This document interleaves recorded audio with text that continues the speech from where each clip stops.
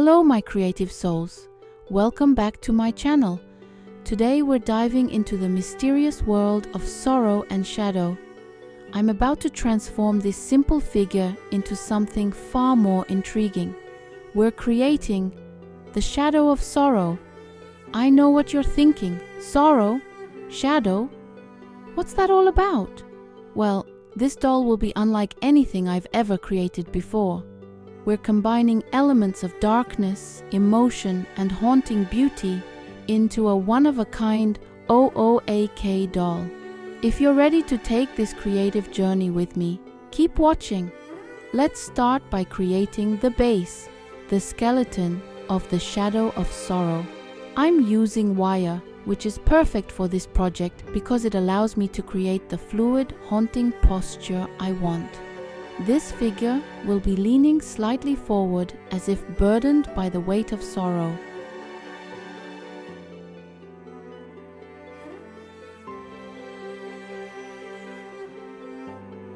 Now we start the sculpting process.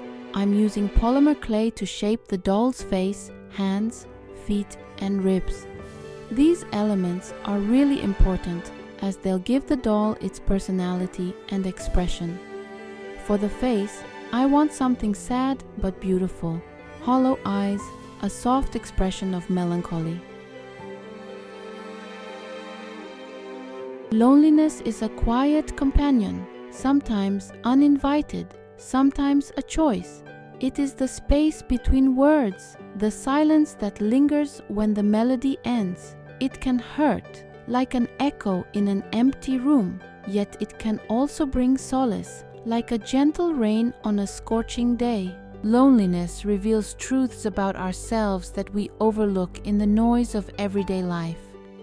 In its light, we see not only our weaknesses but also our strength, the strength to endure the quiet and transform it into a space for self-discovery.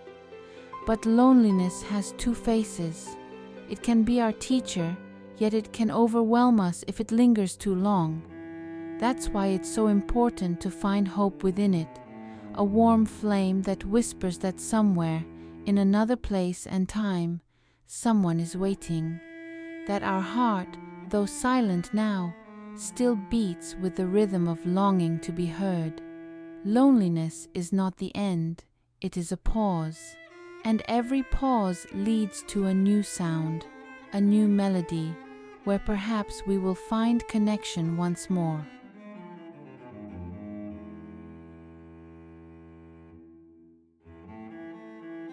The loneliness of the elderly is one of the most poignant experiences a person can endure. It feels like the slow fading of light in a house filled with memories, where the walls still echo with the laughter and warmth of the past, but now silence fills the air. It's the feeling of waiting for a call that doesn't come, of doors that no longer creak with visitors, of days blending into one another, with no difference between morning and evening.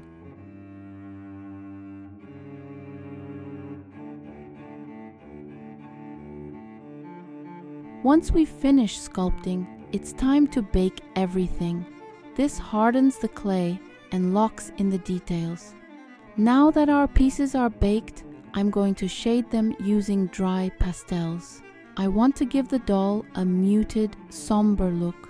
For this project, the color palette is key. I'm using dark tones and muted shades to give her a sense of sadness and weight. This doll's sorrow isn't just in her posture, it's in her colors too. We're going for dark blues, grays, and deep purples to give her an ethereal, mournful vibe. With all the pieces finished, it's time to bring her to life. I'm attaching the sculpted parts to the wireframe. This is where the doll starts to really take shape.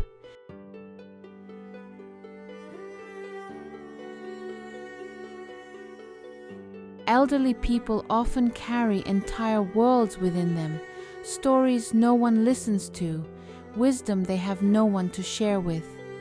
Their loneliness is different, deeper, as it is often accompanied by the awareness of loss, of loved ones, of health, and sometimes of the sense of being needed.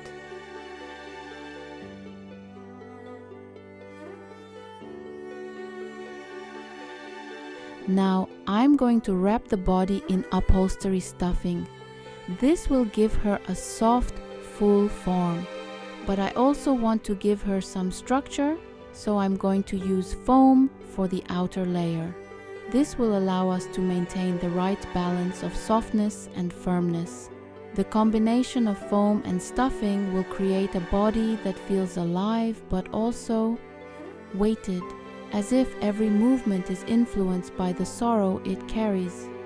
Now, let's move on to the outfit. I want to keep it simple and dark. I'm using soft, somber fabric. Think grays, blacks, and deep purples. Something that reflects the melancholy of the shadow of sorrow. I'm not going for anything extravagant, just a simple, flowy dress that drapes around her like a shadow. Every piece of fabric adds to the weight of her sorrow.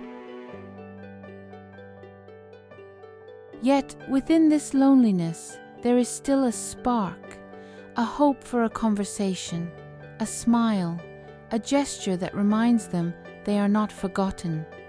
Sometimes, all it takes is a single word, a visit, a brief moment of attention to bring a smile to their face and a glimmer of life back to their eyes. The loneliness of the elderly is not a sentence but a call to all of us to remember that old age does not erase the need for love, connection, and human presence. Each of us has the power to be that spark for someone, to brighten their day and remind them they still matter.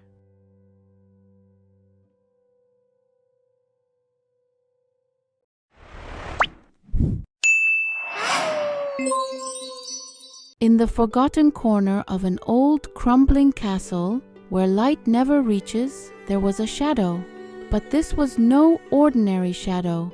It was a creature with thin, spindly fingers, a sorrowful face, and eyes filled with despair. They called it the Shadow of Sorrow, a creature that carried with it a deep sense of grief and melancholy wherever it wandered. The Shadow of Sorrow roamed the ruins, never speaking, never expressing anger, but its presence was as overwhelming as the silence it left in its wake. Dressed in tattered old garments, it resembled a long-forgotten soul that had never found peace. Its movements were slow, as if every moment of existence was a burden it could not bear. People avoided this place, for they felt the sadness seep into their hearts at the mere sight of the ruined castle. There were rumors that the Shadow of Sorrow had once been human, a man who had lost everything he loved and in his grief had transformed into what he had become. It did not seek revenge or pity, only to exist in its unending sorrow. One day, someone with a pure heart, unaware of the legend, decided to visit the ruins. When they encountered the shadow, they did not feel fear, but compassion. It was the first look of empathy the shadow had seen in centuries. Though it could not speak, its eyes full of pain seemed to ask, "Why do I still suffer?" That brief moment left a mark on the stranger's heart, who left the castle knowing that some souls would never find peace. And here she is, the Shadow of Sorrow. She's dark, haunting, and full of emotion. Every part of her tells a story of loss and the weight of grief. From her expression to the fabric draped around her body, I hope you enjoyed watching this transformation. If you're interested in seeing more unique, emotional creations like this, don't forget to like, comment, and subscribe.